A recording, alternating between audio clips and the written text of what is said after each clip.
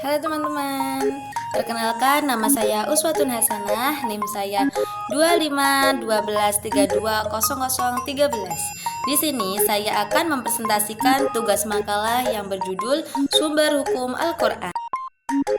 A. Kemujahan Al-Quran. Al-Quran memiliki kedudukan sebagai hujah atau dalil yang paling kuat dalam Islam. Kehujahannya bersifat mutlak karena berasal langsung dari Allah Subhanahu wa taala, kebenarannya terjamin.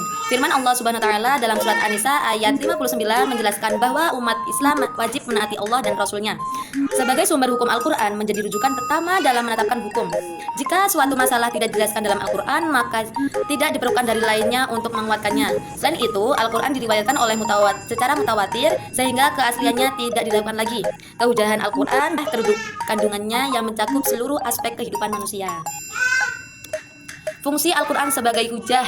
Yang pertama, pedoman hidup bagi manusia. Yang kedua, sumber hukum Islam. Yang ketiga, petunjuk bagi orang yang beriman.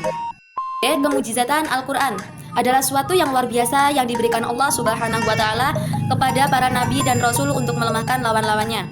Al-Quran merupakan mujizat terbesar Nabi Muhammad SAW. Beda dengan mujizat nabi-nabi yang terdahulu bersifat sementara dan hanya dapat disaksikan oleh umat pada zaman dahulu. Mujizat Al-Quran bersifat abadi dan tetap dapat disarankan hingga sekarang. Keistimewaan Al-Quran tidak hanya terletak pada isi dan ajarannya, tetapi juga pada bahasa, susunan kalimat, kandungan ilmu pengetahuan, serta hukum yang dikandungnya. Bentuk kemujizatan Al-Quran itu ada 4. Yang pertama, keindahan bahasa. Memiliki susunan yang sangat indah dan tidak mampu ditandingi oleh bahasa Arab sekalipun yang terkenal ahli sastra. Yang kedua, kandungan ilmu pengetahuan, mengandung banyak istilah isyarat ilmiah yang terbukti kebenarannya di masa modern. Yang ketiga, berita tentang masa depan. Al-Quran mengabarkan berbagai peristiwa yang kemudian benar-benar terjadi. Yang kesempurnaannya hukum. Hukum Al-Quran bersifat universal yang sesuai sepanjang zaman. C. Sebab-sebab turunnya Al-Quran atau asbabul nuzul.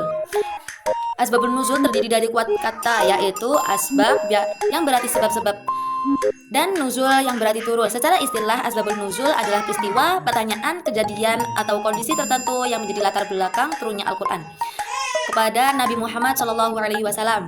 Asbabul nuzul sebagai segala sesuatu yang menyebabkan turunnya Al-Quran untuk menjelaskan hukum, menjawab pertanyaan, atau memberikan solusi terhadap suatu permasalahan yang terjadi pada masa Rasulullah SAW. Macam-macam asbabul nuzul itu ada 2. Yang pertama, karena sesuatu peristiwa atau ayat Al-Quran turun akibat adanya suatu kejadian tertentu yang terjadi di tengah masyarakat. Yang kedua, infrastruktur. Ayat Al-Quran turun sebagai jawaban atas pertanyaan yang diajukan kepada Nabi Muhammad SAW oleh para nabi atau orang lain. D. Sifat-sifat hukum Al-Quran adalah aturan-aturan atau ketentuan-ketentuan yang ditetapkan oleh Allah Subhanahu wa taala dan disampingkan melalui kitab suci Al-Quran yang berisi pedoman hidup manusia dalam berbagai aspek kehidupan.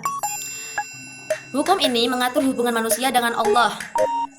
Contohnya hubungan seperti ibadah manusia dengan sesama manusia atau muamalah, serta hubungan manusia dengan dirinya sendiri agar kehidupannya berjalan sesuai dengan kehendaknya Allah Subhanahu wa taala. Sifat-sifat hukum dalam Al-Quran itu ada 4, yaitu universal. Hukum Al-Quran berlaku untuk seluruh umat manusia. Yang kedua, adil. Semua hukum Al-Quran bertujuan menciptakan keadilan. Yang ketiga, tidak memberatkan. Islam memberikan kemudahan bagi umat manusia dalam menjalankan hukum. Yang keempat, bertahap sehingga turunnya secara bertahap, serta dilarang hamar. Asas-asas hukum Al-Quran. Asas-asas hukum Al-Quran adalah prinsip-prinsip dalam dasar atau pokok-pokok aturan umum yang terdapat dalam kitab suci Al-Quran yang terjadi landasan dalam menerapkan hukum Islam. Asas ini berfungsi sebagai dasar berpikir dan pedoman untuk umat Islam dan memahaminya, menafsirkannya, dan menjalankan hukum Allah dalam kehidupan sehari-hari. Kandungan utama Al-Quran adalah isi pokok atau materi penting yang terdapat dalam kitab suci Al-Quran yang menjadi pedoman hidup bagi umat manusia atau umat Islam. Kandungannya ini menunjukkan bahwa Al-Quran bukan hanya berisi hukum, tetapi juga mencakup seluruh aspek kehidupan manusia agar hidupnya terarah, benar, dan sesuai dengan kehendaknya Allah Subhanahu wa taala. Kandungan utama Al-Quran seperti akidah, ibadah, akhlak, hukum atau muamalah, kisah-kisah umat terdahulu, dan ilmu pengetahuan. G. Dilalah ayat-ayat Al-Quran qat'i atau zanni adalah petunjuk atau makna yang tertuju oleh lafaz dilalah, kata atau ayat. Dalam kitab suci Al-Quran terdapat suatu hukum atau pesan tertentu dengan kata lain. Dilalah menjelaskan berbagai mana suatu ayat dipahami dan seberapa pasti makna yang terkandung dalam Al-Quran.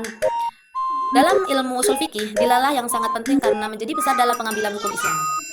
Perbedaan qat'i dan zanni. Qat'i adalah ayat yang memiliki makna jelas dan pasti sehingga tidak menimbulkan banyak penafsiran. Contohnya ayat tentang mewajibkan puasa dan sholat. Zanni adalah ayat yang mengandung kemungkinan beberapa makna sehingga membutuhkan ijtihad ulama.